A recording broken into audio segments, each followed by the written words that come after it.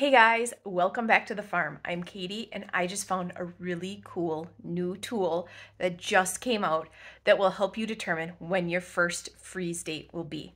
Let me show you this. So I saw on Facebook that the USDA Agricultural Research Service just shared this new tool, and I went and I looked because we are located right in here, and let me show you. But if you look up at the top here, it has a first fall freeze date map, trend map, last spring freeze date map, last spring freeze trend map, and then a growing season length and trend. And it breaks it down instead of by zones, like normally like your growing zone, it kind of breaks it down by when you see other things. And so when you have microclimates, like we do because we're just south of Lake Superior, so there are a lot of microclimates that we get here. This breaks it down by county. And so for us, this is really cool. We are right on the county line between these two counties.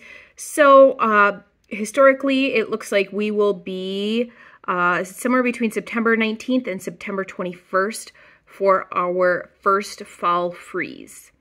When I go to click on it, we'll see what comes up. It brings me to this tool, and it gives me all of the different dates for these temperatures, the first time that it reached these dates. So looking here, first freeze, 32 degrees, August 15th in 1976. So over on the side is the dates, up on top is the temperature, and this is going to be really helpful in planning more strategically here on our farm.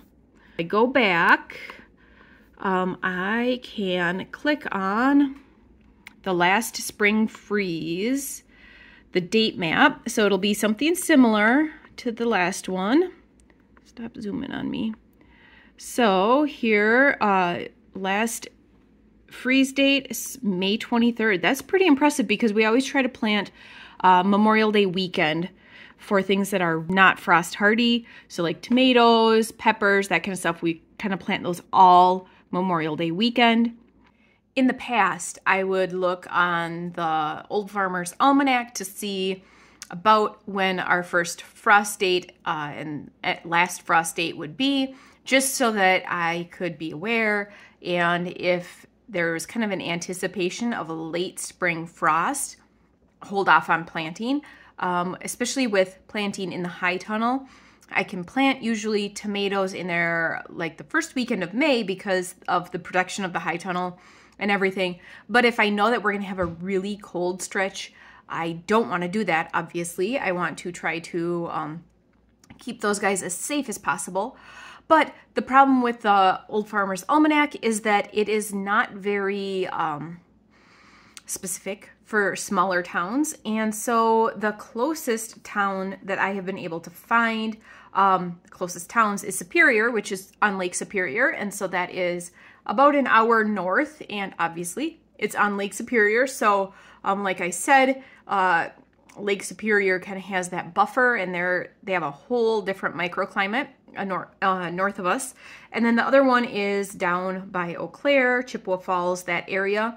And that is very different than us. Like I mentioned, my uncle is about 40 miles away, and he's closer than Eau Claire. And they are about 2 weeks, I think, later than us as far as first fall frost. So that makes a big difference when you're trying to plan this. So it's really hard to like double check your memory and first and last fall frost dates, all that kind of stuff. I have been keeping track in my phone on the calendar of like first fall or first frost, last frost, rainfall, that kind of stuff, big weather events. Then that way I can always go back and look. But it's really hard when you live in a small area that's kind of in the middle of nowhere. You're not getting much information. Okay, so click on the last spring freeze, and let's see last spring over on the side. In 2012, our last freeze was, or I guess for 20 degrees was in March 10th. you can see here is our curve. So 32, April 29th in 2012.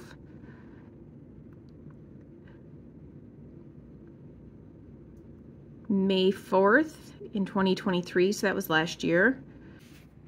So now let's go and click on the growing season length and see what that brings us. So we are 117-ish days, somewhere between 117 and 122. That is really cool. Now it's funny because this is where my uncle lives in this county, and he grows pumpkins for us, and he has an extra 30 days, 128 days. Isn't that absolutely crazy? By just that little, he's about 40 miles from us, I think, and how much of a difference that is in growing length.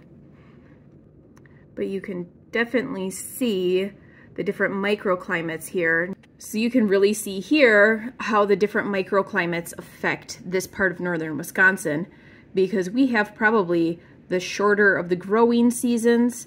And in fact, since we're right on the border here, I know for a fact that this area of our county is the colder part.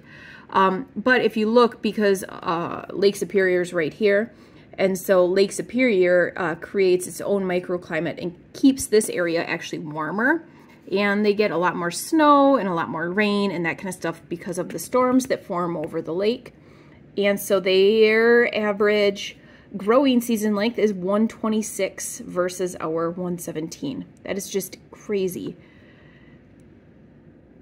Wow, 146. It'd be interesting to live there and see what it's like.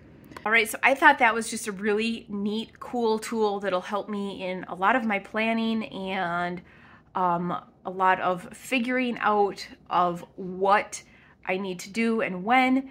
And so I'm going to put the link down in the description below. So if you're in the Midwest, it looks like New York, the Midwest and the New England states are included in this, or at least in part of it.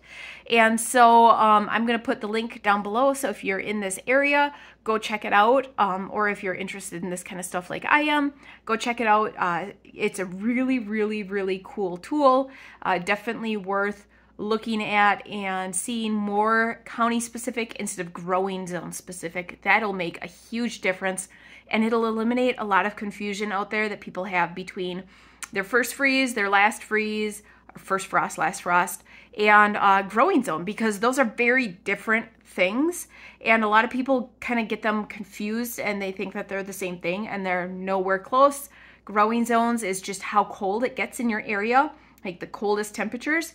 And that really helps trees and perennials in planting that, where the freeze date tool that I just found will help in, okay, we always used to plant Memorial Day, but actually statistically we could probably plant maybe 4 or 5 days earlier, or maybe even a week earlier, depending on where you're at. So that is a really cool tool to see.